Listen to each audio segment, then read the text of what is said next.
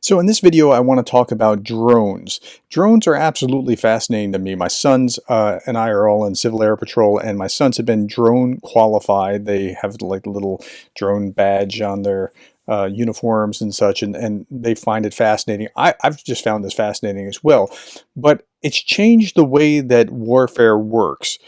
But it's only temporary until we get to the next phase, and we'll talk about that. I've seen some amazing things with drone warfare here. Let's look at something like probably seen if you're on Twitter any videos like this where drones are, yeah, and I paused it there before we saw anything else happen.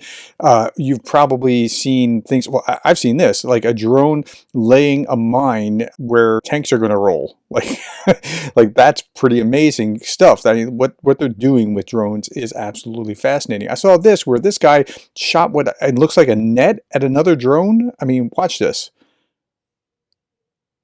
Look at that. A net? Let's go back and look at that again. Whoa, it looks like it hit him with a net or something. It's pretty crazy what these drones are actually able to do. There was this article that came out today. In 2023, the SBU successfully conducted the world's first remote mining operation using naval drones. And we know what the Sea Baby drones have been able to inflict, the kinds of punishment that they've been able to bring to Russian ships. But the mines were hitting 4 Russian ships. Sea Baby and naval drones laid out about 15 underwater mines, each weighing 180 kilograms near Crimea, targeting enemy warships.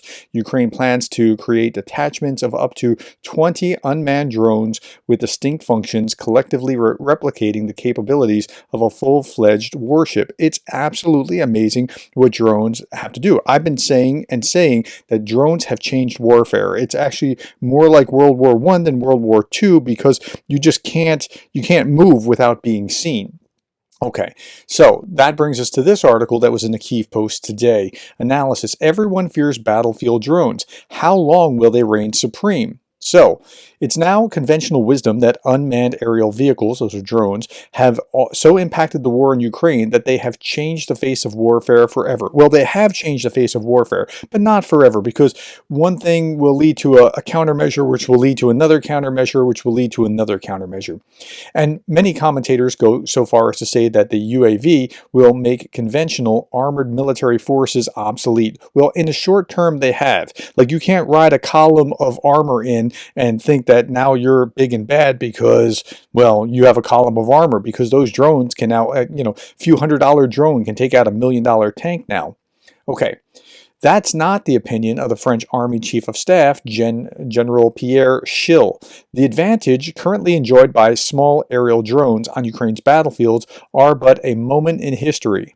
He said that while anti-drone systems are currently trailing, it won't be long before the science and tactics erode eventually wipe out the advantage drones currently enjoy.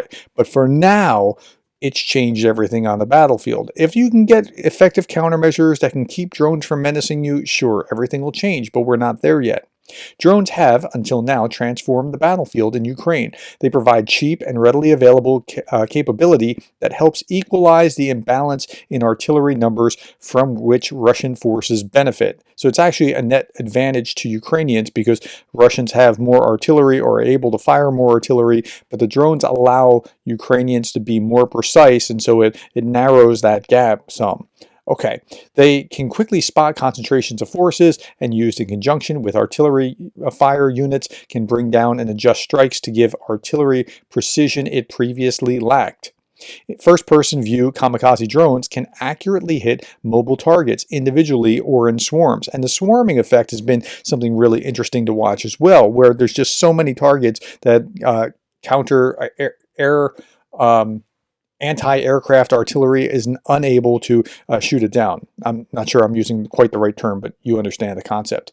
So there are some techniques summarized in how to deter drones or how to fight against drones. So the first thing is electronic countermeasures of things like drone monitoring equipment. They can be passive, they can be looking or listening to electronic signature, or active, sending out a signal to the drone and then analyzing what comes back. These measures detect the presence of a drone, classify it by function, or even the model and digital fingerprint of the individual drone, locate and possibly track it in real time. That's pretty amazing technology. The aim being to deploy countermeasures or at least be able to avoid the drone. Drone countermeasures equipment can be considered in three categories: of physical destruction, neutralization, or taking control over it and co-opting it essentially. Radio frequency jammers that can be either static, mobile, or handheld are already widely used by both Ukraine and Russia on the battlefield. Then you have what's called a GPS spoofer that replaces the communication signal in the drone, makes it think it's somewhere else, and it can't really fly where it's thinking it's going because it thinks it's somewhere else. Then you have cyber takeover systems. A technology in its infancy can passively detect radio frequency transmissions emitted by a drone. They identify the drone's serial number and, using AI, send a signal to hack the drone, assume control, and take it to a safe location. That's pretty astonishing, but it's in its infancy. It's not really something that they're able to do a whole lot of yet. Countermeasure integration, needless to say, the U.S. military, through the Army's Joint Counter Small Unmanned Aircraft Systems Office, or the JCO, is leading the effort to counter the use of drones. They have a budget of $668 million for counter-drone research. That they realize it's a thing. Protecting armored vehicles. February report by the International Institute for Strategic Studies, IISS, that estimated that Russia had lost almost 9,000 armored vehicles during the first 2 years of the war. And a bunch of these have been taken out by drones. Again, and the return on investment on this is just astounding. So you have a few $100 drone that's taking out $1 million piece of equipment. It's just unreal. The need for countermeasures was obvious, which led to the appearance of so-called cope cages on the tanks. Remember these cages, these turtle tanks, these things above the tank that, it's a tank. It's not supposed to need that, but it needs it. It's been reported that Russia's even taken to fitting purpose-built anti-drone grills and cages on tanks and armored personnel carriers moving forward in the future. The comments of General Schill that the supremacy of drones will end someday may be right, but it's unlikely that they'll disappear completely. They're not going away. They're going to always be there, and there have to be countermeasures for them, and their successors will likely be more sophisticated. Now, what's interesting to my mind is the analog between drones and tanks. In World War I, this was a tank, right? And they were unusual in World War I, but very feared, very menacing. This was another tank. Here are some World War I era tanks. And then there are some other equivalents, like a tractor of some sort, because you could get across the trench with this, right? And I'm not sure what they were planning to do with that. Tractor pushing artillery or pulling artillery pieces. Yeah, so that's probably a bad idea for a tank. Okay, but these tanks were really feared and menacing. And in World War II, they were everywhere. But right now, tanks are taken out by small little drones. And I saw this and I thought, wow, this is absolutely incredible. It doesn't mean that it has to be significant technology. Here's aerial combat with 2 drones, and one drone is taking out another with a stick. Look at this. I mean, it's really unbelievable what is happening now. And I've seen more and more footage of drones fighting drones, but wow, here we go. And that one's going to get close enough that he's going to drop a stick on him, and here we are. Bam. And there goes the drone. Look at that, spiraling to the ground. You see that? Here he goes spiraling.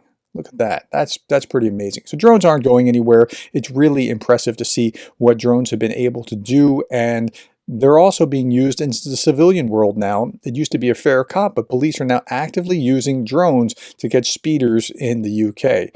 You won't see this until the fine drops on your doormat. So they're using them, and this is, again, drones are the wave of the future, but countermeasures against these drones are probably unlikely. All right, that's all that I have. Thank you for the time. Thank you for the likes, the shares, and the subscribes, and thank you for being the kind of person that cares about Ukraine.